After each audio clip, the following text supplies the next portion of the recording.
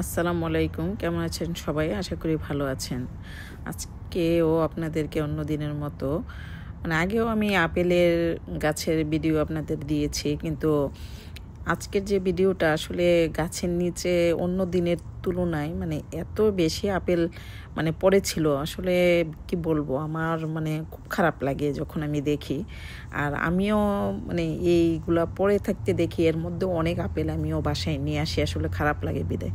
তো এত আপেল তো আসলে খাওয়া যায় না, আমারও বাসায় এনে পড়ে থাকে কি।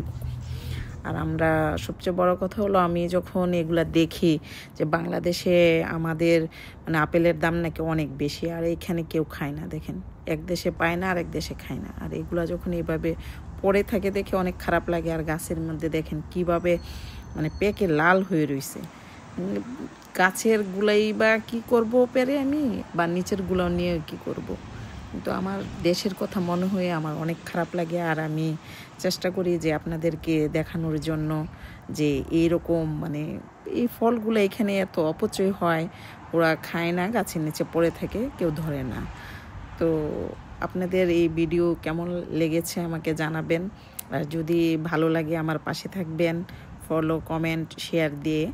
আর আগ্রহী করে তুলবেন যেন এরকম সুন্দর সুন্দর ভিডিও আপনাদেরকে উপহার দিতে পারি। আল্লাহ হাফেজ।